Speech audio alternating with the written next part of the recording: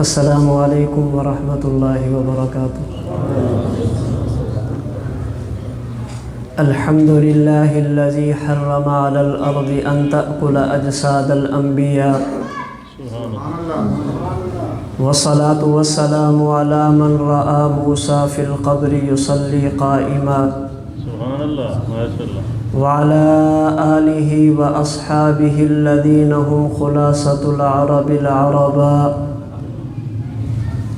وخیر الخلائق بعد الانبیاء وعلى من تبعهم من المتكلمين والمفسرين والمحدثين والفقهاء الذين هم أجمعوا على حياة الأنبياء بعد وفاة الأنبياء. أما بعد فأعوذ بالله من الشيطان الرجيم. بسم الله الرحمن الرحيم. منها خلقناكم وفيها نعيدكم ومنها نخرجكم تارة أخرى.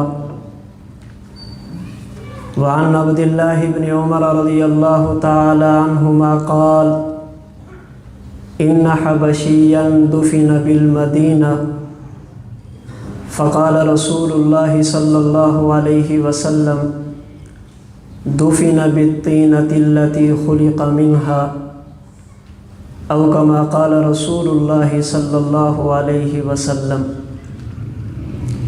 اللهم صل على محمد وعلى آل محمد كما صليت على إبراهيم وعلى آل إبراهيم إنك حميد مجيد.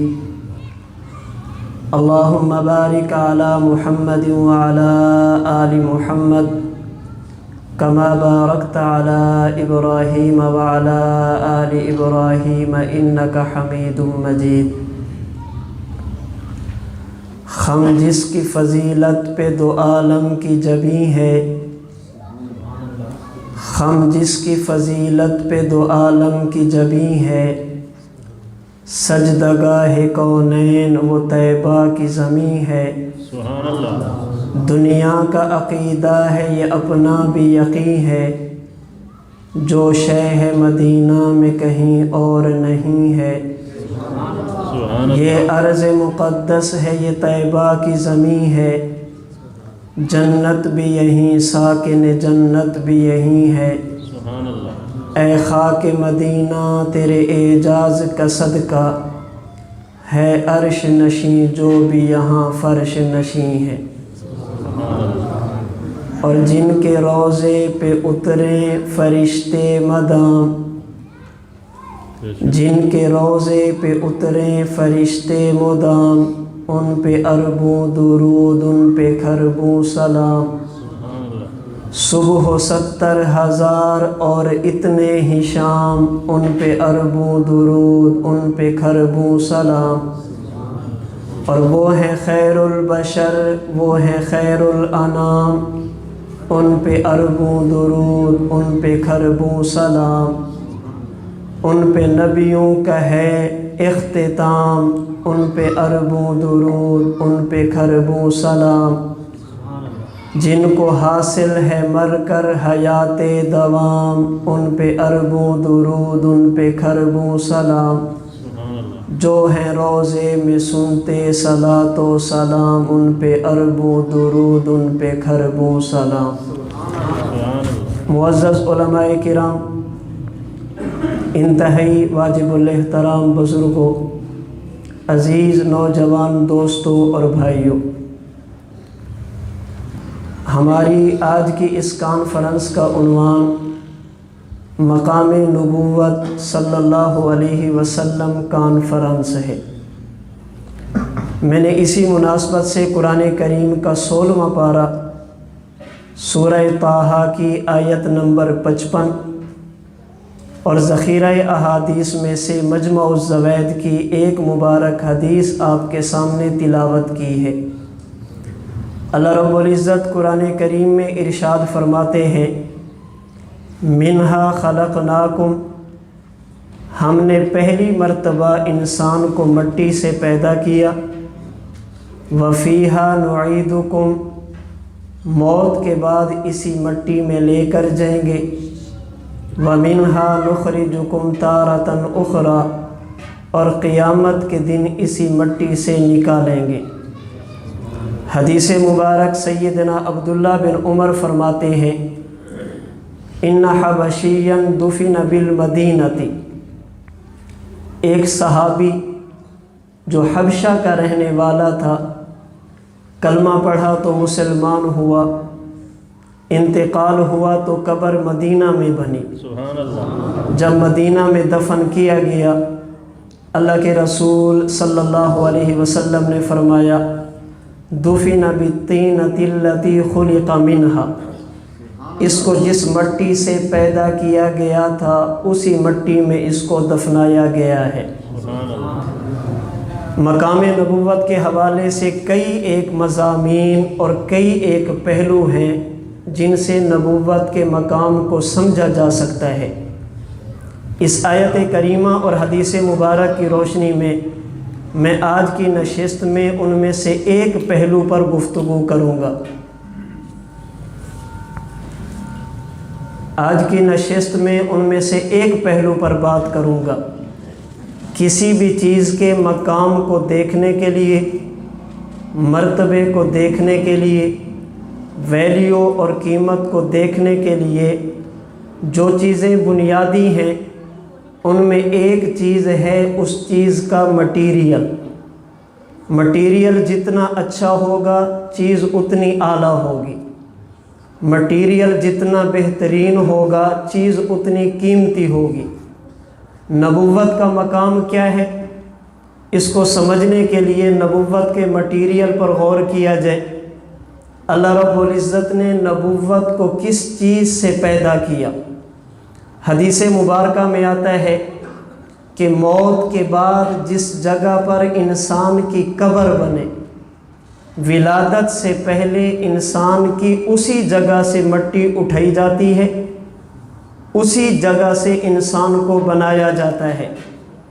یعنی اگر کسی بندے نے یہ دیکھنا ہو کہ فلاں بندے کے خمیر میں مٹی کون سی ہے، یہ دیکھا جائے کہ موت کے بعد قبر کون سی جگہ پر ہے، جہاں سے مٹی اٹھا کر بنایا جاتا ہے، موت کے بعد اسی جگہ پر انسان کو دفنایا جاتا ہے۔ اس تناظر میں اگر دیکھا جائے، آمینہ کے لال، محبوب رب ذوالجلال، صاحب الحسن والکمال، جناب محمد مصطفیٰ احمد مجتبیٰ، حبیب کبریا، فخر الانبیاء صلی اللہ علیہ وسلم کی مبارک قبر جس جگہ پر ہے اسے امی عائشہ کا حجرہ اور روضہ رسول کہا جاتا ہے۔ اس کا معنی یہ ہے جس جگہ پر حضور کی قبر ہے اسی جگہ کی مٹی سے حضور کو بنایا گیا، جس جگہ پر حضور کی مبارک مدفن ہے اسی جگہ کی مٹی سے حضور کو وجود ملا۔ آئیے احادیث مبارکہ میں غور کریں، اس جگہ کی حیثیت کیا ہے، اس جگہ کی اہمیت کیا ہے۔ حدیث مبارک بخاری شریف میں موجود ہے، آمینہ کے لال ارشاد فرماتے ہیں ما بین بیتی و منبری روضۃ من ریاض الجنہ، یہ جگہ عام جگہ نہیں، یہ جنت کے ٹکڑوں میں سے ایک ٹکڑا، جنت کے حصوں میں سے ایک حصہ ہے۔ اس حدیث مبارک کی بنیاد پہ میرا دعویٰ یہ ہے اللہ امتی کو بھی مٹی سے بناتے ہیں، اللہ وقت کے نبی کو بھی مٹی سے بناتے ہیں۔ امتی بھی بشر اور انسان ہے، نبی بھی بشر اور انسان ہے، لیکن امتی بشر عام ہے، نبی بشر خاص ہے۔ امتی انسان عام ہے، نبی انسان خاص ہے۔ اس عام اور خاص کی وجہ یہ ہے امتی کو جس مٹی سے بنایا جائے یہ مٹی عام مٹی ہے، پیغمبر کو جس مٹی سے بنایا جائے یہ مٹی خاص مٹی ہے۔ امتی کو جس مٹی سے بنایا جائے اسے زمین کی مٹی کہتے ہیں، پیغمبر کو جس مٹی سے وجود دیا جائے اسے جنت کی مٹی کہتے ہیں۔ امتی کا وجود زمینی مٹی والا، پیغمبر کا وجود جنتی مٹی والا۔ دلیل بخاری کی یہی روایت، حضور فرماتے ہیں یہ جگہ عام جگہ نہیں، یہ جنت کے حصوں میں سے ایک حصہ ہے۔ آپ اٹھائیے شرح مسلم، امام نووی رحمہ اللہ اس حدیث مبارک کی شرح کرتے ہوئے لکھتے ہیں۔ آپ اٹھائیے عمدۃ القاری شرح بخاری، علامہ بدر الدین عینی رحمۃ اللہ علیہ اس حدیث مبارک کی تشریح میں لکھتے ہیں، يُنْقَلُ بِعَيْنِهِ إِلَى الْجَنَّةِ، جب قیامت کا دن ہوگا ہر آدمی قبر سے اٹھے گا تب جنت میں جائے گا۔ حضور قبر سے اٹھ کر جنت میں نہیں جائیں گے، اللہ پیغمبر کی قبر والی جگہ کو اٹھا کر جنت میں شامل کر دیں گے۔ اس سے مزید زیادہ وضاحت سلطان المحدثین حضرت ملا علی قاری رحمہ اللہ نے مرکات شرح مشکات میں امام مالک رحمہ اللہ کے حوالے سے لکھی۔ امام مالک رحمہ اللہ فرماتے ہیں، والحدیث باق علی ظاہرہ، نبوت نے جو یہ فرمایا یہ جگہ جنت کا حصہ ہے یہ آج بھی اپنی حقیقت پر محمول ہے۔ وجہ یہ ہے، فرماتے والروضۃ قطعۃ من الجنہ، اس لیے کہ روضہ یہ جنت کے ٹکڑوں میں سے ایک ٹکڑا ہے۔ نقلت من الجنت وستعود الیہا، یہ جگہ جنت سے آئی تھی، یہ جگہ جنت ہے اور قیامت کے دن اسی کو جنت میں شامل کیا جائے گا۔ معلوم یہ ہوا امتی کو جس مٹی سے بنایا جائے وہ مٹی زمین کی، پیغمبر کو جس مٹی سے بنایا جائے وہ مٹی جنت کی۔ امتی کے وجود میں خواص یہ دنیا کے ہیں، پیغمبر کے وجود میں خواص یہ جنت کے ہیں۔ امتی کے وجود میں چیزیں پائی جائیں گی، جنت کی جھلک نظر نہیں آئے گی۔ پیغمبر کے وجود میں وہی چیز تو ہوگی لیکن جنت کی جھلک بھی ساتھ نظر آئے گی۔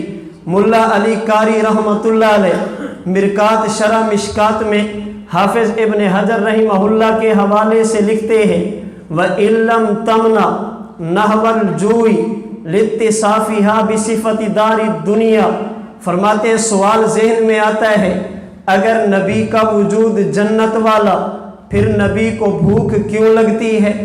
اگر نبی کا وجود جنت والا پھر نبی کے وجود سے پسینہ کیوں نکلتا ہے؟ اگر نبی کا وجود جنت والا پھر نبی کے جسم سے لعاب کیوں نکلا؟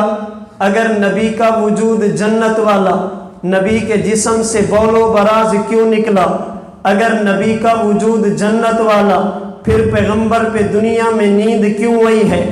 اگر پیغمبر کا وجود جنت والا اللہ کے نبی نے نکاح کیوں کیے ہیں؟ اگر نبی کا وجود جنت والا پھر نبی پہ وفات کیوں آئی ہے؟ ممکن ہے کوئی بندہ آپ سے بھی کہے اگر یہ جگہ جنت کا ٹکڑا ہے، اگر یہ جگہ جنت کا حصہ ہے، اس جگہ پہ تو کافر بھی جاتا ہے، اس جگہ پہ تو مشرک بھی جاتا ہے، مشرک تو جنت میں نہیں جا سکتا۔ اگر مسجد نبوی یہ جنت کا حصہ، اس میں مشرک کیوں گیا ہے؟ اگر روضہ رسول یہ جنت کا حصہ، اس پہ غیر مسلم کیوں جاتے ہیں؟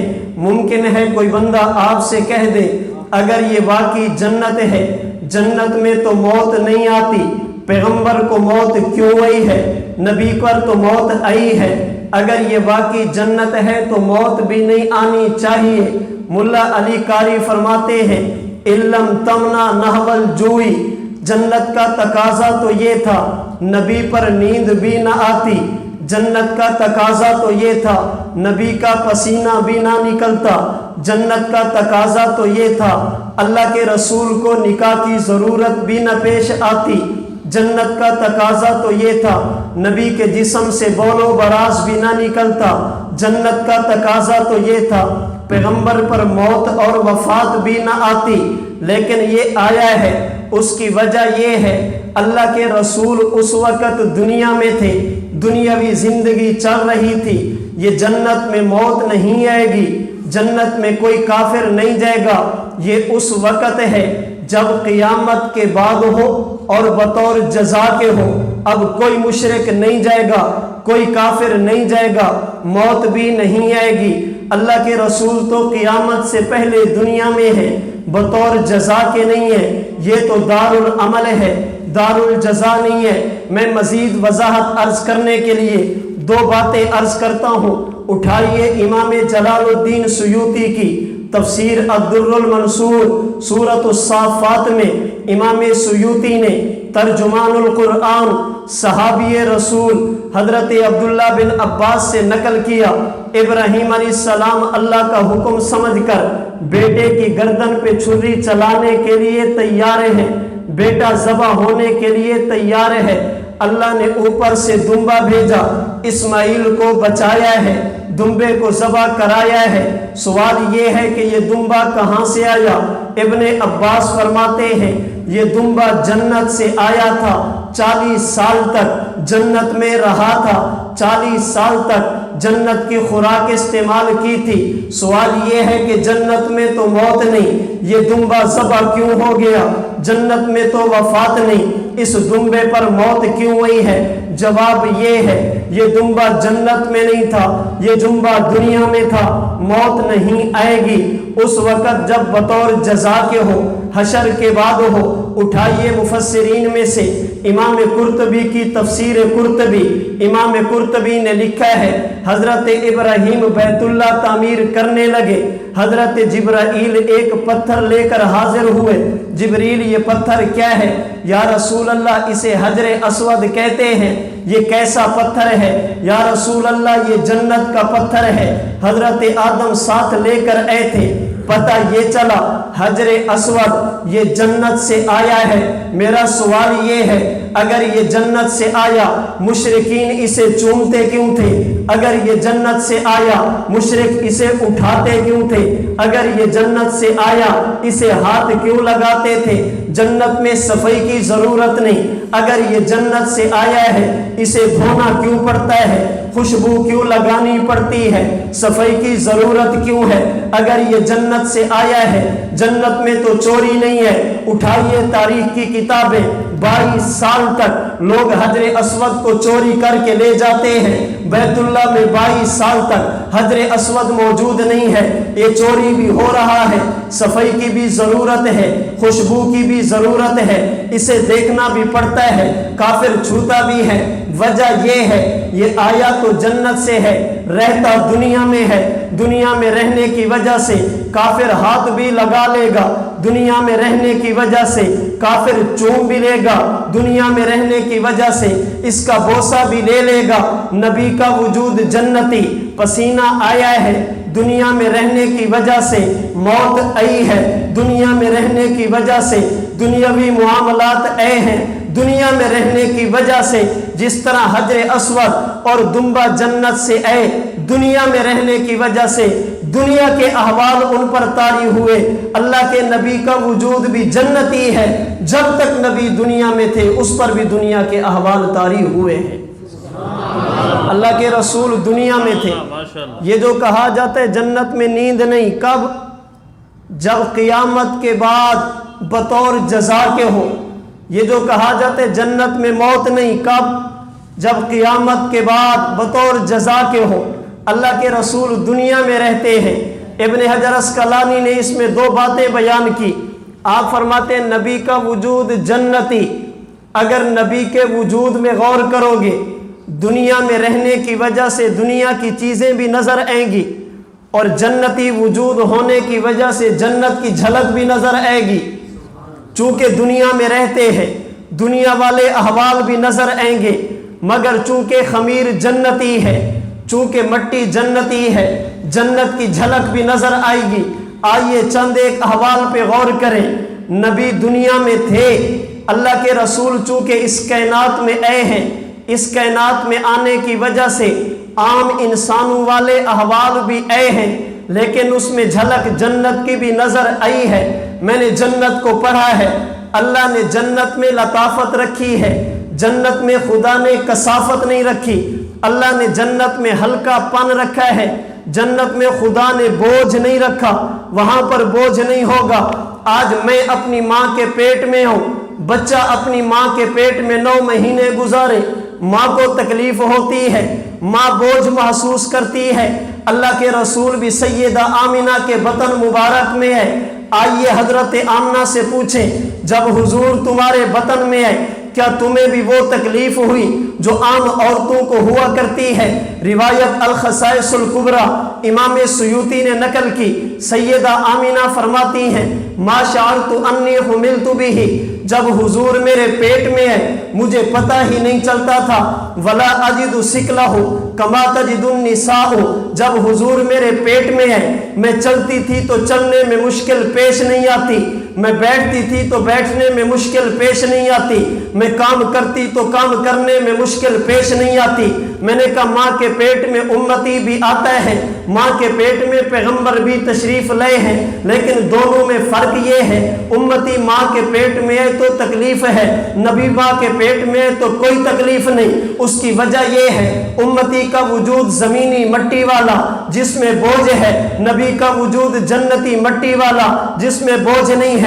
امتی کا وجود زمینی مٹی والا جس میں کثافت ہے، پیغمبر کا وجود جنتی مٹی والا جس میں لطافت ہے۔ امتی کا معاملہ جدا ہے، نبی کا معاملہ جدا ہے۔ میں نے جنت کو پڑھا ہے، اللہ نے جنت میں محتاجی نہیں رکھی، جنت میں کوئی بندہ محتاج نہیں ہوگا۔ میں نے اپنے وجود کو دیکھا، ماں کے پیٹ سے باہر آیا، ختنے کی ضرورت پڑتی ہے، یہ محتاجی ہے۔ میں نے اپنے وجود کو دیکھا، ماں کے پیٹ سے باہر آئے، آنکھوں میں سرما لگانا پڑتا ہے، یہ محتاجی ہے۔ میں نے امتی کے وجود کو دیکھا، ماں کے پیٹ سے باہر آئے، صفائی کرنی پڑتی ہے، جسم پہ گندگی ناپاکی ہوا کرتی ہے، یہ محتاجی ہے۔ میں نے امتی کے وجود کو دیکھا، یہ دنیا میں آتا ہے، اسے سرما لگانا پڑتا ہے۔ میں نے دنیا میں انسان کو دیکھا، ماں کے پیٹ سے باہر آئے، اس کی ناف کاٹنی پڑتی ہے، یہ محتاجی ہے۔ پھر میں نے وجود نبوت کو دیکھا، یہ وجود تو جنتی ہے،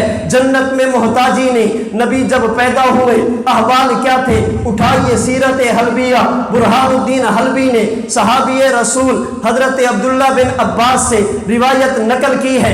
ابن عباس فرماتے ہیں ولد رسول اللہ صلی اللہ علیہ وسلم مختونا، اللہ کے نبی پیدا ہوئے، ختنے کی ضرورت نہیں تھی۔ ولد رسول اللہ صلی اللہ علیہ وسلم مکحولا، اللہ کے رسول پیدا ہوئے، سرما لگا ہوا تھا، لگانے کی ضرورت نہیں تھی۔ ولد رسول اللہ صلی اللہ علیہ وسلم مسرورا، اللہ کے نبی پیدا ہوئے، ناف کٹی ہوئی تھی، کاٹنے کی ضرورت نہیں تھی۔ ولد رسول اللہ صلی اللہ علیہ وسلم نظیفہ، اللہ کے رسول پیدا ہوئے، سر کے بالوں سے لے کر پاؤں کے ناخن تک نبی کا جسم پاک اور صاف تھا، نبی کے جسم کے کسی حصے پر ناپاکی کا نام و نشان نہیں تھا۔ میں پیدا ہوں محتاجی بنتی ہے، اللہ کے رسول پیدا ہو محتاجی نہیں بنتی۔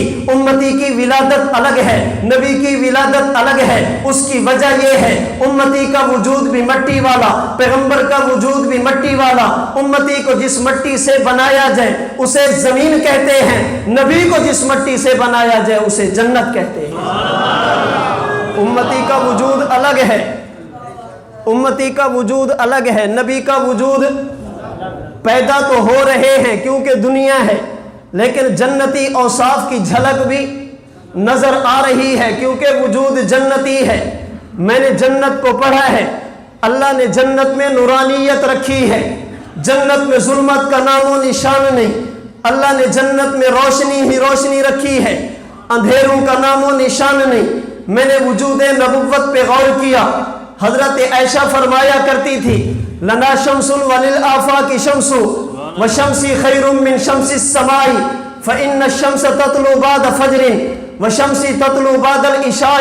لوگوں ایک تمہارا سورج ایک میرا سورج، تمہارا سورج نکلتا بھی ہے غروب بھی ہوتا ہے، میرا نکلتا تو ہے مگر غروب نہیں ہوتا۔ تمہارے سورج کی روشنی دن کو ہوتی ہے، میرے محمد کی روشنی عشاء کے بعد بھی باقی رہتی ہے۔ اللہ نے جنت میں نورانیت رکھی ہے، اللہ نے جنت میں روشنی ہی روشنی رکھی، نبی کا وجود روشن ہی روشن ہے۔ تبھی تو کسی کہنے والے نے کہا تھا یا رسول اللہ ان بیتن انت ساکنہ، غیر محتاج الی السروج، حضور جس جگہ پر آپ ٹھہرے ہیں اس میں روشنی کے لیے کسی چراغ کی ضرورت نہیں، آپ کا چہرہ انور ہی، آپ کا چہرہ مبارک ہی یہ سب سے زیادہ حسین ہے۔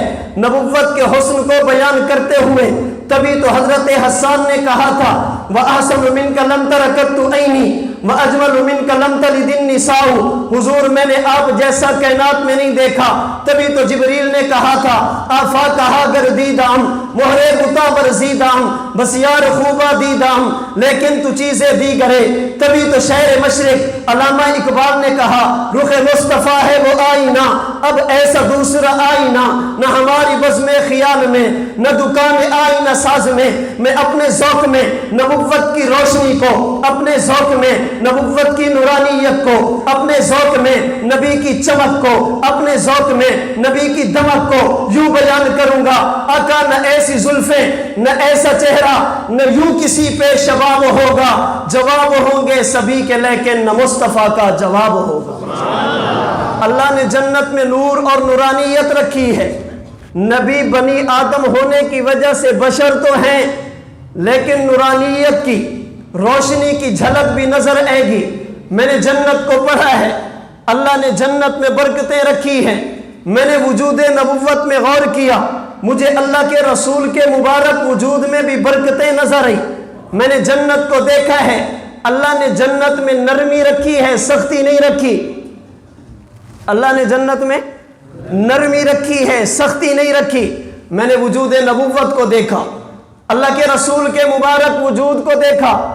امام بغوی رحمہ اللہ نے الانوار فی شمائل النبی المختار میں حضرت انس بن مالک سے روایت نقل کی۔ انس بن مالک فرماتے ہیں میں 10 سال تک حضور کے ساتھ رہا، میں نے 10 سال آپ کی خدمت کی ہے، آپ نے کبھی مجھے اف نہیں فرمایا، آپ نے کبھی مجھے ڈانٹا نہیں ہے۔ میں نے 10 سال خدمت کی ہے، اگر میں نے کوئی کام کر لیا نبوت نے یہ نہیں فرمایا لما صنعتہ، انس یہ کیوں کیا۔ اگر میں نے کوئی کام نہیں کیا نبوت نے نہیں فرمایا لما ترکتہ، انس یہ کام کیوں نہیں کیا۔ اگلی بات اللہ نے جنت میں نرمی رکھی ہے، سختی نہیں رکھی۔ حضرت انس فرماتے ہیں میں سمجھتا تھا دنیا میں سب سے زیادہ نرم چیز وہ ریشم ہوا کرتی تھی، لیکن میں نے نبوت کی ہتھیلی کو ہاتھ لگایا، میں کہنے پہ مجبور ہوا لا مسست حرا لا مسست خزا قط ولا حریرا شیئا کان الین من رسول اللہ من کف رسول اللہ صلی اللہ علیہ وسلم۔ میں سمجھتا تھا سب سے زیادہ نرم چیز ریشم ہوا کرتی تھی، میں نے نبی کی ہتھیلی کو ہاتھ لگایا، میں اس نتیجے پر پہنچا جتنی نرمی خدا نے نبوت کے ہاتھوں میں رکھی یہ نرمی تو اللہ نے ریشم میں بھی نہیں رکھی۔ میں نے جنت کو پڑھا ہے، اللہ نے جنت میں خوشبو رکھی ہے، بدبو نہیں رکھی۔ اللہ نے جنت میں خوشبو رکھی ہے، جنت میں بدبو کا نام و نشان نہیں ہے۔ آج آپ دھوپ پہ کھڑے ہو جائیں، محنت والا کام کریں، مشقت والا کام کرے، وجود سے پسینہ نکلے گا، اس پسینے سے ساتھ والے کو بدبو آئے گی، کبھی کبھی خود کو بھی آ جائے گی، پھر باڈی سپرے، اس پر پرفیوم عطر لگانے پڑیں گے۔ پسینہ تو میرا بھی نکلا، پسینہ تو اللہ کے رسول کا بھی نکلا، لیکن پسینے اور پسینے میں فرق ہے۔ وہ فرق کیا ہے؟ حضرت انس فرماتے ہیں الانوار فی شمائل النبی المختار میں امام بغوی نے نقل کیا، انس بن مالک فرماتے ہیں لا شممت مسکن ولا عطرا کان اطیب من عرق رسول اللہ صلی اللہ علیہ وسلم۔ میں سمجھتا تھا دنیا کی سب سے اچھی خوشبو مشک ہوا کرتی ہے، عنبر ہوا کرتی ہے۔ میں سمجھتا تھا دنیا سے سب سے اچھی خوشبو گلاب ہوا کرتا ہے، چنبیلی ہوا کرتی ہے۔ میں نے چنبیلی کو بھی سونگا، مشک و عنبر کو بھی سونگا، پھر وجود نبوت سے نکلنے والے پسینے کو بھی سونگا۔ میں کہنے پہ مجبور ہوا لا شممت مسکن ولا عطرا کان اطیب من عرق رسول اللہ صلی اللہ علیہ وسلم۔ جیسی خوشبو اللہ نے نبوت کے پسینے میں رکھی ایسی خوشبو اللہ نے مشک اور عنبر میں بھی نہیں رکھی۔ میرے اور آپ کے امام اعظم ابو حنیفہ نعمان بن ثابت اپنی کتاب مسند امام اعظم میں حضرت جابر بن عبداللہ سے نقل کرتے ہیں، صحابی رسول فرماتے فرماتے ہیں ہم رات کو بیٹھتے تھے، کوئی بندہ باہر سے آتا ہمیں پوچھنا پڑتا آنے والا کون ہے، لائٹ کا انتظام نہیں، ہمیں پوچھنا پڑتا آنے والا کون ہے، روشنی کا انتظام نہیں، لیکن اگر آنے والے حضور ہوتے ہمیں پوچھنے کی ضرورت نہیں پڑتی یہ کون آ رہا ہے۔ وجہ کیا ہے؟ انس بن مالک، جابر بن عبداللہ فرماتے ہیں کان النبی صلی اللہ علیہ وسلم یعرف بریح الطیب اذا اقبل من اللیل، جب حضور رات کو آتے، حضور بعد میں آتے، آپ کے وجود کی خوشبو ہمارے پاس پہلے آیا کرتی تھی۔ امتی کے وجود سے پسینہ بدبو ہے، نبی کے وجود سے پسینہ خوشبو ہے۔ وجہ یہ ہے امتی کا وجود زمین والا، پیغمبر کا وجود جنتی مٹی والا، ہمارا پسینہ بدبودار، نبی کا پسینہ خوشبودار، اور اتنی خوشبو میں اپنے انداز میں کہوں گا کہ پھول تو پھول ہے، حسن کانٹوں میں بھی ہے، لطف جنت سے بڑھ کر مدینے میں ہے، ایسی خوشبو نہیں ہے کسی پھول میں جیسی خوشبو نبی کے پسینے میں۔ جو خوشبو اللہ نے نبوت کے پسینے میں رکھی ایسی خوشبو اللہ نے کسی اور خوشبو میں نہیں رکھی۔ ہمارے وجود سے پسینہ نکلے تو بدبو، نبوت کے وجود سے مبارک پسینہ نکلے تو بولیے پسینہ نکلے تو وجہ ہمارا وجود زمینی مٹی والا، نبوت کا وجود جنتی مٹی والا، جنت میں خدا نے خوشبو رکھی ہے، نبوت کے وجود میں بھی خدا نے خوشبو رکھی ہے۔ حضرت وائل بن حجر فرماتے ہیں الخصائص الکبریٰ کی روایت، فرماتے ہیں اللہ کے رسول نے پانی پیا، پھر پانی کی ایک کلی حضور نے ہمیں دی، ہم نے اپنے کنویں میں ڈالا جب تک میں زندہ رہا۔ حضرت ویل فرماتے ہیں اس کنویں سے مشک جیسی خوشبو آیا کرتی تھی۔ معجم کبیر طبرانی کی روایت، سیدہ عمیرہ بنت مسعود فرماتی ہیں ہم 5 بہنیں نبوت کے پاس گئی ہیں، اللہ کے رسول کی خدمت میں حاضر ہوئی، اللہ کے رسول نے کھجور چبا کر ہمیں دی، میری 4 بہنیں فوت ہو گئی، میں دنیا میں ہوں۔ عمیرہ فرماتی ہیں ہم 5 بہنوں نے جب سے نبوت کے لعاب مبارک والی، نبوت کے دہن مبارک والی کھجور چبائی، کبھی ہمارے منہ سے بدبو نہیں آئی، ہمیشہ خوشبو آیا کرتی ہے۔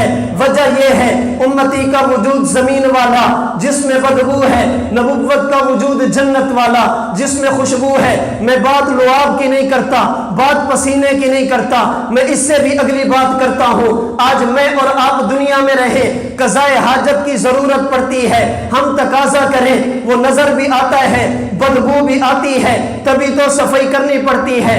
الخصائص الکبریٰ میں سیدہ لیلہ رضی اللہ تعالی عنہا جو باندی اور نوکرانی ہیں، ام المومنین حضرت عائشہ کی حضور کے پاس آتی ہیں، یا رسول اللہ ایک بات تو سمجھا دیں۔ فرمایا لیلہ کیا بات ہے؟ یا رسول اللہ انک تدخل الخلاء، یا رسول اللہ آپ قضائے حاجت کے لیے بیت الخلاء جاتے ہیں، علماء جانتے ہیں اس وقت بیت الخلاء کیا ہے، ایک گڑھا کھود لیا، ادھر سے چھڑیاں لگا لی، شام کے وقت صفائی کر دیتے۔ حضور آپ جاتے ہیں، آپ کے بعد جب آپ باہر ہیں فَإِذَا خَرَجْتَ دَخَلْتُ أَثَرَكَ، حضور آپ آتے ہیں، آپ کے بعد میں جاتی ہوں، لیکن وہاں پہ معاملہ الگ ہوتا ہے، مجھے وہاں پر بول و براز کا، پیشاب کا نام و نشان نظر نہیں آتا۔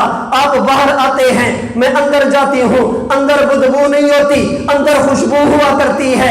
اس کی وجہ کیا ہے؟ نبوت نے فرمایا لیلہ مجھے نبی کہتے ہیں، امتی نہیں کہتے، امتی کا معاملہ جدا، نبوت کا معاملہ جدا۔ یا رسول اللہ کیا مطلب؟ فرمایا انا معاشر الانبیاء تنبت اجسادنا علی ارواح اہل الجنہ، اللہ نبی کے وجود کو یوں پالتے ہیں جیسے جنتی وجود ہوا کرتا ہے۔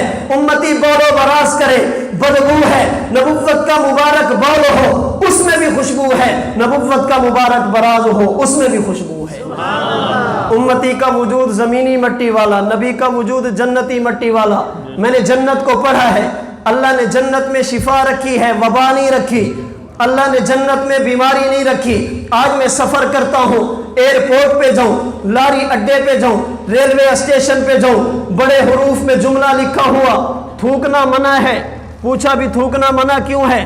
مولانا صاحب تھوکنے سے جراثیم پھیلتے ہیں، ان جراثیم کی وجہ سے بیماریاں پھیلتی ہیں۔ میں نے کہا بات سمجھ آ گئی، اگر ہم تھوکیں گے تو بیماریاں پھیلیں گی، ہم تھوکیں گے تو جراثیم پھیلیں گے۔ وجہ ہمارا وجود زمینی مٹی والا، نبوت کے لعاب پہ غور کرو، اللہ کے رسول آرام فرما رہے، گود صدیق اکبر کی ہے، حضرت ابو بکر صدیق رضی اللہ تعالی عنہ نے نبوت کو اپنی گود میں سلایا۔ کون؟ ابو بکر صدیق، جو انبیاء کے بعد سب سے برتر۔ کون؟ ابو بکر صدیق، جس نے نبی کے کہنے پہ اپنا سب کچھ قربان کر دیا۔ کون؟ ابو بکر صدیق، جس نے نبوت کی آواز پر سب سے پہلے لبیک کہا، جس نے نبوت پہ سب کچھ قربان کر دیا۔ کون؟ صدیق اکبر۔ صدیق اکبر، تیری صداقت پہ کیسے کس کو کلام ہوگا کہ دونوں عالم میں بعد نبیوں کے اونچا تیرا مقام ہوگا۔ نبی کا روزہ ہے جس کا مدفن، رشک عالم ہے جس کا مسکن، خدا کی جنت بھی جس کو ترسے وہ کتنا ذی احترام ہوگا۔ بخاری شریف کی روایت، اللہ کے رسول نے جنت کا تذکرہ کیا، جنت کے 8 دروازوں کا تذکرہ کیا، ایک روزے داروں کے لیے، ایک نمازیوں کے لیے، ایک غازیوں اور مجاہدین کے لیے، ایک غصہ پینے والوں کے لیے۔ اللہ کے رسول نے 8 دروازوں کا ذکر کیا۔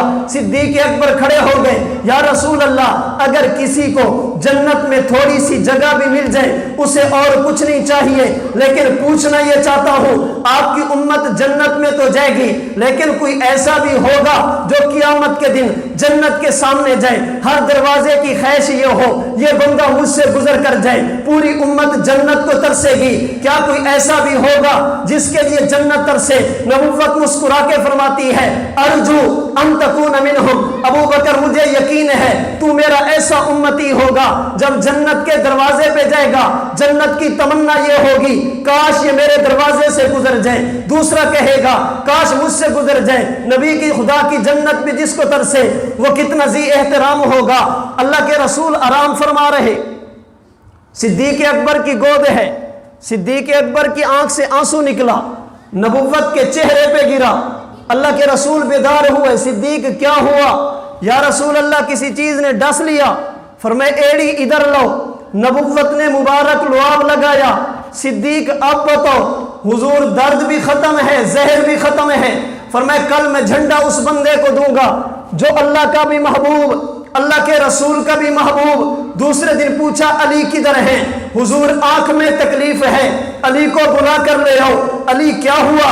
حضور آنکھ میں درد ہے۔ نبوت نے مبارک لعاب لگایا۔ علی اب بتاؤ، حضور آنکھ ٹھیک ہو گئی۔ میں نے کہا میں تھوک ڈالوں، بیماریاں پھیلتی ہیں۔ نبوت کا مبارک لعاب ابو بکر کی ایڑی پہ لگے، زہر ختم ہے، علی کی آنکھ پہ لگے، درد ختم ہے۔ وجہ یہ ہے میرا وجود زمین والا جس میں وبا ہے، نبوت کا وجود جنت والا جس میں شفا ہی شفا ہے۔ نعرہ تکبیر، شان رسالت، خصائص مصطفیٰ۔ میں نے جنت کو پڑھا ہے، میں نے جنت کو پڑھا ہے، جنت میں مکھی کا وجود نہیں ہے۔ میں مختصر کرتا ہوں، جنت میں مکھی کا وجود نہیں ہے۔ میں نے نبوت کے وجود کو دیکھا۔ الذباب لا یقع علی ثیابہ فضلا عن جسدہ الشریف۔ نبوت کے 63 سالہ دور زندگی میں، اللہ کے نبی کی 63 سالہ دنیاوی حیات کے زمانے میں، نبی کا جسم چھوڑو، اللہ نے نبی کے کپڑوں پر بھی کبھی مکھی نہیں بیٹھنے دی۔ نبی کے جسم کو اللہ نے مکھی سے بچایا۔ میں نے جنت کو پڑھا ہے، جنت میں اللہ رب العزت نے نیند نہیں رکھی، نیند سے پہلے جمعی نہیں رکھی۔ میں نے نبوت کے وجود کو دیکھا، مجھے نبوت کے وجود کے بارے میں ملا۔ ما تصاعب قط، اللہ کے رسول کو 63 سالہ دور نبوت میں کبھی جمعی نہیں آتی۔ میں نے وجود نبوت کو دیکھا، پھر جنت کو دیکھا، جنت میں نیند نہیں ہے۔ میں نے اپنے آپ کو دیکھا، سوتا تو میں بھی ہوں، سوتے تو اللہ کے نبی بھی ہیں، لیکن دونوں میں فرق یہ ہے، تنام عینہ ولا ینام قلبہ۔ بخاری شریف کی روایت، امتی سو جائے، آنکھ بھی سوتی ہے، آنکھ بھی سوتی ہے، دل بھی سوتا ہے، اٹھ جائے تو وضو کرنا پڑتا ہے۔ اللہ کے رسول آرام فرمائیں، آنکھ تو سوتی ہے مگر دل بیدار رہتا ہے۔ امتی کی نیند الگ ہے، نبی کی نیند الگ ہے۔ امتی سو جائے، نیند کی حالت میں کپڑے ناپاک ہو جایا کرتے ہیں، لیکن بات نبوت کی آ جائے، محترمہ نبی قط، اللہ اپنے نبی کو نیند کی حالت میں بھی شیطانی حملے سے بچاتے ہیں۔ اللہ کے نبی سو جائیں، نیند کی حالت میں بھی نبی کے کپڑے ناپاک پاک نہیں ہوتے. میں نے جنت کو دیکھا ہے, جنت میں گناہ نہیں ہے, جنتی معصوم ہوں گے. میں نے نبوت کے وجود کو دیکھا, میرے امام کا فتویٰ ملا. امام فرماتے ہیں والانبیاء علیہم السلام کلہم منزہون عن الصغائر والکبائر والکفر والقبائح. نبی کی زندگی میں کسی قسم کا گناہ نہیں ہوتا. امتی کی زندگی میں گناہ ہے, وجود زمینی مٹی والا. نبی کی زندگی میں گناہ نہیں, وجود جنتی مٹی والا. میں نے جنت کو دیکھا ہے, جنت سلامتی کا گھر ہے. صبح جائیں گے فرشتے سلام, شام جائیں گے فرشتے سلام, مومنین ملیں گے پھر سلام ہے, اللہ کا دیدار ہوگا پھر سلام ہے. اسے دار السلام کہتے ہیں, ہر وقت سلام. میں نے وجود نبوت کو دیکھا, روایت دارقطنی کی, راوی کعب احبار ہیں, فرماتے ہیں صبح ہوتی ہے نبی کے روزے پہ ملائکہ کی تعداد حاضر ہو کر سلام پڑھتی ہے. شام ہوتی ہے نبی کے روزے پہ ملائکہ سلام پڑھتے ہیں. جنت میں بھی ہر وقت سلام ہے, نبی کے روزے پہ بھی ہر وقت سلام ہے. جنت میں بھی ہر وقت سلام ہے, وہ دار السلام ہے. جنت میں بھی ہر وقت سلام ہے, نبی کے روزے پہ بھی ہر وقت سلام ہے. میں نے جنت کو پڑھا ہے, جنت میں جو چیز بھی ہوگی محفوظ ہوگی, اس میں تبدیلی نہیں ہے. میں نے وجود نبوت کو دیکھا, ان اللہ حرم علی الارض ان تاکل اجساد الانبیاء. نبی کا جسم بھی محفوظ ہے, اس میں بھی کسی قسم کی تبدیلی نہیں ہے. میں نے موت کو دیکھا ہے, جنت میں موت نہیں ہے, دنیا میں موت آئی ہے, امتی پر بھی آئی ہے, نبوت پر بھی وفات آئی ہے. لیکن دونوں میں فرق یہ ہے, دونوں میں فرق یہ ہے, دونوں میں فرق یہ ہے, امتی پہ موت آ جائے, جسم پر بھی موت ہے, دل پر بھی موت ہے. نبی پہ وفات آ جائے, نبی کے جسم پر تو وفات ہوتی ہے, دل میں حیات ہوتی ہے. نبی کے جسم پر تو وفات ہے, مگر قلب اطہر میں, توجہ رکھنا, یہ پانی میں نے پینے کے لیے نہیں منگوایا. نبی کے جسم اطہر پر وفات آ جائے مگر قلب اطہر میں حیات رہتی ہے. وجہ کیا ہے؟ قاسم العلوم والخیرات, حجت الاسلام والمسلمین, بانی دار العلوم دیوبند, منبع فیوز و برکات, صاحب آب حیات, مولانا محمد قاسم نانوتوی فرماتے ہیں امتی کا وجود زمینی مٹی والا, نبی کا وجود جنتی مٹی والا. جنت کا خاصہ حیات ہے, وفات نہیں ہے. سبحان اللہ. جنت میں حیات ہی حیات ہے, وفات نہیں ہے. توجہ رکھنا, جنت کا خاصہ حیات ہے, وفات نہیں ہے. حضرت نانوتوی فرماتے ہیں جو چیز جس کا خاصہ ہو, کبھی کبھی حالات کی وجہ سے وہ خاصہ چھپتا تو ہے, ختم نہیں ہوتا. جو چیز خاصہ ہو, حالات کی وجہ سے چھپتا تو ہے, وہ ختم نہیں ہوتا. یہ میرے ہاتھ میں پانی, اس پانی کا خاصہ ہے برودت, اس کا خاصہ ہے ٹھنڈک. آپ اسے چولہے پہ کھڑا کر دیں, اسے ابال لیں, پھر ساتھ کسی گھر میں آگ لگ جائے, آگ بجھانے کے لیے پتیلا گرم پانی کا اٹھا کے ڈالیں, آگ بجھے گی یا بھڑکے گی؟ سوال یہ ہے کہ پانی بھی گرم, آگ بھی گرم, تو بجھنا نہیں بھڑکنا چاہیے تھا. حضرت نانوتوی فرماتے ہیں اس آگ نے اس کے خاصے کو چھپایا ہے, ختم نہیں کیا. اندر خاصہ موجود تھا, اندر خاصہ موجود تھا, اس نے اپنا اثر دکھایا.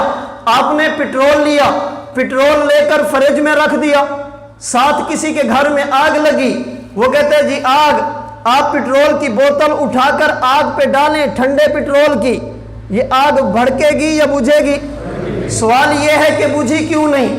اسے تو بجھ جانا چاہیے, آگ گرم ہے, پٹرول ٹھنڈا ہے, اسے بجھنا چاہیے. مولانا نانوتوی فرماتے ہیں نانا, پٹرول کا خاصہ حرارت اور گرمی ہے, فریج نے اسے ختم نہیں کیا, چھپا لیا ہے. جو چیز جس کا خاصہ ہو, حالات کی وجہ سے چھپتا ہے, حالات کی وجہ سے ختم نہیں ہوتا. نبی کا وجود جنتی مٹی والا, موت نے آ کر نبی کی حیات کو چھپایا ہے, اس حیات کو ختم نہیں فرمایا. امتی پہ موت آ جائے, امتی کی موت الگ ہے, پیغمبر پہ وفات آ جائے, نبی کی وفات الگ ہے, امتی کی موت الگ ہے, نبی کا انتقال الگ ہے, امتی کی موت الگ ہے, نبی کا وصال الگ ہے. امتی پہ موت آ جائے, ظاہر پر بھی موت ہے, دل پر بھی موت ہے، نبی پر وفات آ جائے، ظاہر پر تو وفات ہے، قلب اطہر میں تو حیات ہے۔ یہی وجہ ہے امتی دنیا سے چلا جائے، بیوی نکاح سے نکل جاتی ہے۔ اللہ کے رسول دنیا سے تشریف لے گئے، کوئی بیوی نکاح سے نہیں نکلی۔ امتی دنیا سے چلا جائے، بیوی عدت گزارتی ہے۔ اللہ کے رسول دنیا سے تشریف لے گئے، نبی کی کسی بیوی پر کوئی عدت نہیں ہے۔ محدثین علماء بیٹھے ہیں، ان سے تصدیقات کروانا۔ علامہ قسطلانی نے المواہب اللدنیہ میں لکھا، علامہ زرقانی نے شرح الزرقانی میں لکھا، ابن حجر مکی نے اشرف الوسائل میں لکھا، ملا علی قاری نے مرکات شرح مشکات میں لکھا، شیخ زکریا محدث دہلوی نے اوجز المسالک میں لکھا، یہ الکنز المتواری میں لکھا۔ یہ 5 محدثین فرماتے ہیں امتی دنیا سے چلا جائے، بیوی پر عدت ہے، نبی دنیا سے تشریف لے جائیں، نبی کی بیوی پر کوئی عدت نہیں۔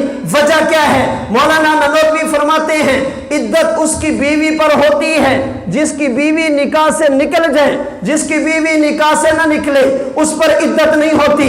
امتی کے دل پر موت آئی، بیوی نکاح سے نکل گئی، نبی پر وفات آئی، نبی کی بیوی نکاح سے نہیں نکلتی، عدت بیوہ پر ہوا کرتی ہے، نبی کی بیوی بیوہ نہیں بنتی، بیوی رہتی ہے۔ امتی پر موت ہے، ظاہر پر بھی موت، دل پر بھی موت ہے۔ نبوت پہ وفات آ جائے، نبی کے جسم پر تو وفات آتی ہے، قلب اطہر میں حیات رہتی ہے۔ امتی کا معاملہ الگ ہے، امتی کا معاملہ الگ ہے، نبی کا معاملہ الگ ہے۔ لوگ آپ کو کہیں گے تم زندہ مانتے ہو؟ ہم مانتے ہیں، ہم زندہ مانتے ہیں، ہم نہیں مانتے، ہمیں قرآن ماننے کا حکم دیتا ہے۔ میں نے آج صرف وجود نبوت پہ بات کی ہے، اگر نبی کی حیات پر قرآن نہ ہوتا، نبی کا وجود حیات کی دلیل ہے، نبی کا وجود حیات کی دلیل ہے۔ وجہ نبی کا وجود جنتی مٹی سے بنایا گیا، جنت میں حیات ہی حیات ہے۔ نبی کی وفات نے حیات کو ختم نہیں کیا، حیات کو چھپایا ہے۔ اگر میں چاہوں قرآنی آیات بھی پیش کر سکتا ہوں، لیکن میں نے آج پیش نہیں کی، اگرچہ میرے پاس قرآن کریم کا دوسرا پارہ سورۃ البقرہ کی آیت نمبر 154 موجود، جس کی تفسیر میں قاضی ثناء اللہ پانی پتی نے تفسیر بزہری میں لکھا، معارف القرآن میں مفتی محمد شفیع عثمانی نے لکھا، بیان القرآن میں حکیم الامت تھانوی نے لکھا، تفسیر حقانی میں مولانا عبدالحق حقانی نے لکھا۔ یہ آیت دلیل اللہ کے رسول قبر میں زندہ، اگر میں چاہوں تو قرآن کی آیت تفسیروں کے ساتھ پیش کر سکتا ہوں۔ میرے پاس قرآن کریم کا چوتھا پارہ سورہ آل عمران کی آیت نمبر 169 موجود، جس کی تفسیر میں امام بیہقی نے لکھا، جس کی تفسیر میں سبحان الہند نے کشف البیان نے لکھا۔ یہ آیت دلیل اللہ کے رسول قبر میں زندہ۔ میرے پاس قرآن کی آیت 5واں پارہ سورہ نساء کی آیت نمبر 64 موجود، جس کی تفسیر میں صاحب اعلیٰ السنن نے لکھا، جس کی تفسیر میں مفتی محمد شفیع عثمانی نے لکھا، جس کی تفسیر میں صاحب آب حیات مولانا نانوتوی نے لکھا۔ یہ آیت دلیل اللہ کے نبی قبر میں زندہ۔ میرے پاس قرآن کریم کا 9واں پارہ سورۃ الاعراف کی سورۃ الانفال کی آیت نمبر 33 موجود ہے، جس کی تفسیر میں علامہ مفتی محمد شفیع عثمانی نے معارف القرآن میں لکھا۔ یہ آیت دلیل نبی قبر میں زندہ۔ میرے پاس قرآن کریم کا 25واں پارہ سورہ زخرف کی آیت وَاسْأَلْ مَنْ أَرْسَلْنَا مِنْ قَبْلِكَ مِنْ رُسُلِنَا موجود، جس کی تفسیر میں علامہ کشمیری نے مشکلات القرآن میں لکھا۔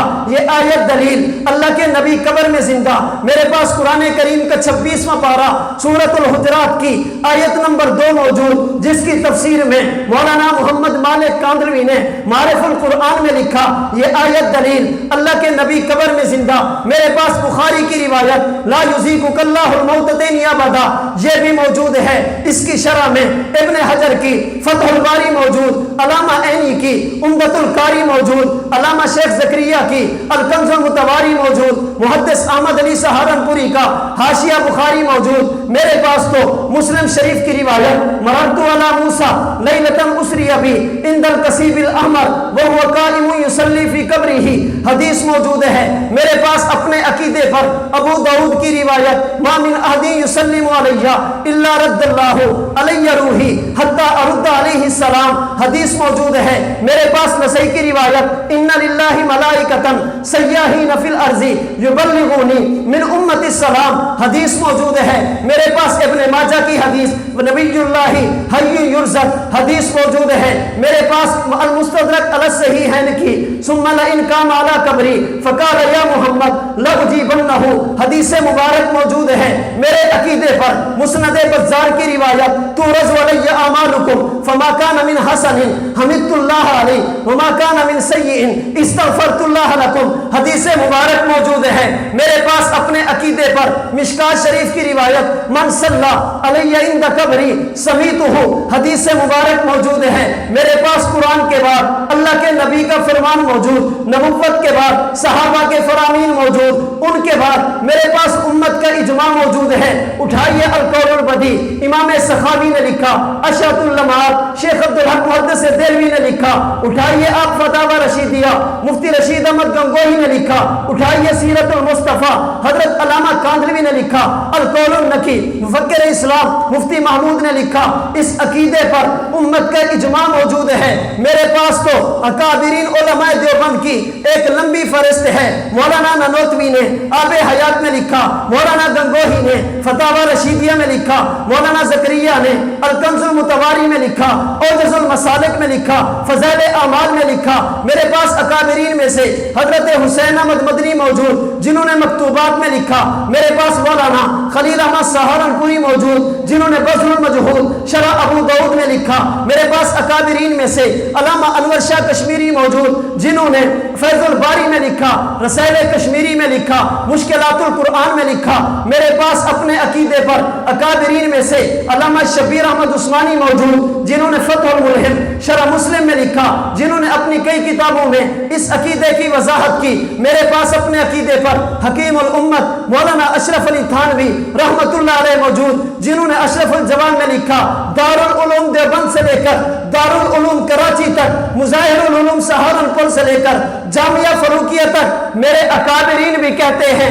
قرآن بھی کہتا ہے نبی کی حیات حدیث بھی کہتی ہے نبوت کی حیات امت کا اجماع بھی کہتا ہے نبوت کی حیات میرے اکابرین بھی کہتے ہیں نبوت کی حیات اس لیے ہم کہتے ہیں عقیدہ حیات النبی اس لیے ہم کہتے ہیں عقیدہ حیات النبی میں نے آج یہ آیات اور تفاسیر پیش نہیں کی صرف بتایا کہ میرے پاس ہے کیا کیا اس عقیدے پر میں کیا کیا پیش کر سکتا ہوں آپ نقل کی بات کریں گے نقل لوں گا عقل کی بات کریں گے عقل لوں گا آج میں نے صرف وجود نبوت پہ بات کی ہے امتی کا وجود زمینی مٹی والا نبوت کا وجود جنتی مٹی والا جنت کا خاصہ حیات ہے وفات نہیں ہے ہمارے پاس کچھ بھی نہ ہوتا یہ وجود نبوت ایسی دلیل ہے اس کے ہوتے ہوئے مزید کسی کی ضرورت نہیں ہے وجہ یہ ہے قرآن بعد میں ہے نبی کا وجود پہلے ہے حدیث بعد میں ہے نبی کا وجود پہلے ہے تبھی تو حضرت تھانوی فرماتے ہیں ربیع الاول کے بارے میں لہذا الشہر فی الاسلام فضل ومنقبۃ تفوق علی الشہور حضرت تھانوی فرماتے ہیں اگر کوئی مجھ سے پوچھے میں انہیں کہوں گا ربیع الاول کو ایک ایسی خصوصیت حاصل ہے جو کسی مہینے کو حاصل نہیں اس مہینے کو وہ فضیلت حاصل ہے جو کسی کو حاصل نہیں آپ کہیں گے سب سے افضل مہینہ رمضان ہے ہم پوچھیں گے رمضان افضل کیوں ہے آپ کہیں گے روزہ رمضان افضل کیوں ہے اس میں لیلۃ القدر ہے رمضان افضل کیوں ہے اس میں قرآن اترا حضرت تھانوی فرماتے ہیں یہ بتاؤ رمضان آیا ہے یا کوئی لایا ہے رمضان آیا ہے یا کوئی لایا ہے یہ لیلۃ القدر آئی ہے یا کوئی لایا ہے قرآن آیا ہے یا کوئی لایا ہے رمضان کا روزہ یہ رمضان میں ہے لیلۃ القدر یہ رمضان میں ہے نزول قرآن یہ رمضان میں ہے لیکن جس روزے کو فضیلت ملی وہ نبی رمضان میں نہیں ربیع الاول میں ہے جس لیلۃ القدر کو قدر ملی وہ نبی لیلۃ القدر جس کی وجہ سے قدر ملی وہ نبی رمضان میں نہیں وہ ربیع الاول میں ہے جس قرآن کو مقام اور مرتبہ جس نبی کی وجہ سے ملا ہے وہ نبی رمضان میں نہیں وہ نبی ربیع الاول میں ہے, اگر نبی نہ ہوتے ہمیں کچھ بھی نہ ملتا, نہ قرآن ملتا, نہ نبوت کا فرمان ملتا. قرآن ہمارے پاس ہے, ہماری دلیل ہے, نبوت کا فرمان موجود ہے, ہمارے پاس موجود ہے, جو دلائل ہونے چاہیے ہمارے پاس سارے موجود ہیں. لیکن اگر کچھ بھی نہ ہوتا, ہمارے پاس وجود نبوت دلیل ہے کہ نبی قبر میں زندہ ہوتے ہیں. یہ نبوت کا مقام ہے. میری گفتگو کا خلاصہ یہ ہے, مقام نبوت کو دیکھنا ہو, کسی چیز کو دیکھنے کے لیے مٹیریل کو دیکھا جاتا ہے. مٹیریل جتنا اعلیٰ مقام اتنا بلند ہوتا ہے. نبی کے مقام کی ایک وجہ یہ ہے, اللہ امتی کو وجود زمینی مٹی سے دیتے ہیں, نبی کو وجود جنتی مٹی سے دیتے ہیں. امتی ماں کے پیٹ میں ہے تو تکلیف ہے, نبی ماں کے پیٹ میں ہے تو کوئی تکلیف نہیں. امتی اگر ماں کے پیٹ سے باہر ہے تو محتاج ہے, نبوت کو محتاج ہی نہیں ہے. امتی ظلمت کا محتاج, ظلمت کا گھر ہے. نبی نورانیت کا مرکز, اللہ کے نبی نورانیت کا منبع ہے. امتی دنیا میں ہے, پسینے سے بدبو ہے, نبی دنیا میں تشریف لے ہیں, پسینے سے خوشبو ہے. امتی پیشاب کرے, بدبو ہے. نبوت کا بول و براز ہو, خوشبو ہوا کرتی ہے. امتی کے تھوک میں بیماریاں ہیں, نبوت کے لعاب میں خدا نے شفا رکھی ہے. امتی کے جسم میں سختی ہے, نبوت کے وجود میں اللہ نے نرمی رکھی ہے. امتی سو جائے, آنکھ بھی سوتی ہے, دل بھی سوتا ہے. نبی آرام فرمائے, آنکھ تو سویا کرتی ہے, دل آرام نہیں کرتا, دل بیدار رہتا ہے. امتی سو جائے, وضو ٹوٹ جایا کرتا ہے. اللہ کے نبی آرام فرمائے, وضو نہیں ٹوٹتا. امتی کے جسم پہ مکھی بیٹھ جایا کرتی ہے. نبوت کے وجود کو چھوڑو, کبھی پکوڑے پر بھی اللہ مکھی نہیں بیٹھنے دیتے. امتی کو جمعی آتی ہے, اللہ کے رسول کو جمعی نہیں آتی. امتی اگر سو جائے معاملہ الگ ہے, کپڑے ناپاک ہو جایا کرتے ہیں. اللہ کے نبی آرام فرمائے, نیند کی حالت میں بھی نبوت کے کپڑے ناپاک نہیں ہوتے. امتی دنیا سے چلا جائے, جسم پر بھی موت ہے, دل پر بھی موت ہے, نبی پر وفات آ جائے, ظاہر پر تو موت ہے, قلب اطہر میں حیات ہے. امتی دنیا سے چلا جائے, بیوی نکاح سے نکل جاتی ہے. اللہ کے رسول دنیا سے تشریف لے گئے, بیوی نکاح سے نہیں نکلی. امتی دنیا سے چلا جائے, امتی کی بیوی عدت گزارتی ہے. اللہ کے رسول نے دنیا سے پردہ فرمایا, نبی کی کسی بیوی نے عدت نہیں گزاری. وجہ یہ ہے, امتی کا وجود زمینی مٹی والا, پیغمبر کا وجود جنتی مٹی والا. نبی بنی آدم ہونے کی وجہ سے بشر تو ہے, لیکن مقام اتنا اعلیٰ, مرتبہ اتنا اعلیٰ. نبی جیسا کائنات میں نہ کوئی پیدا ہوا نہ کوئی پیدا ہوگا.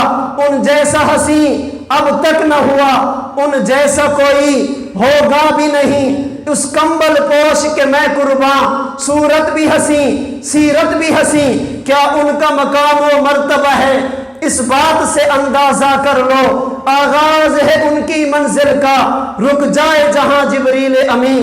اے رسول امین خاتم المرسلین, تجھ سا کوئی نہیں, تجھ سا کوئی نہیں ہے. عقیدہ یہ اپنا بسط کو یقین, تجھ سا کوئی نہیں, تجھ سا کوئی نہیں. دست قدرت نے ایسا بنایا تمہیں, جملہ اوصاف سے خود سجایا تمہیں. سید الاولین سید الآخرین, تجھ سا کوئی نہیں, تجھ سا کوئی نہیں. نبوت کے بارے میں ہمارا عقیدہ ہی یہ ہے, آج تک کسی چشم فلک نے نبی جیسا کوئی نہیں دیکھا. آقا تجھ سا نہ پایا کوئی چشم فلک نے, ناز کیا تیری آمد پہ مالک نے ملک نے. حصول وحی میں موسیٰ طور پر پہنچے, پر کیا عجب جو وحی تیرے حضور پر پہنچے. اور نبوت کے بارے میں ہمارا عقیدہ یہ ہے, اللہ کے رسول جیسا نہ دنیا میں تھا, نہ دنیا میں ہے, نہ دنیا میں ہوگا. اللہ نے اپنے پیغمبر کو وہ مقام, وہ مرتبہ, وہ شان عطا فرمائی ہے. ہم حضور کو امام الانبیاء سمجھتے ہیں. امتیوں کو چھوڑو, ہم حضور کے برابر کسی نبی کو بھی نہیں سمجھتے. امام آگے ہوتا ہے, مقتدی پیچھے ہوتے ہیں. ہم حضور کو امام الانبیاء کہتے ہیں. نبوت کے بارے میں ہمارا عقیدہ دو ٹوک ہے کہ جس نے یوسف علیہ السلام کو دیکھا انگلیاں کاٹی، نبوت کو دیکھا اپنے کلیجے نکال کر دے دیے، حسن یوسف کو دیکھا کٹی تھی انگلیاں، حسن یوسف کو دیکھا کٹی تھی انگلیاں، یہاں چاند کٹ گیا خود انگلی کو دیکھ کر۔ رب العالمین مقام نبوت ہمیں پہچاننے کی توفیق عطا فرمائے۔ وآخر دعوانا ان الحمدللہ رب العالمین۔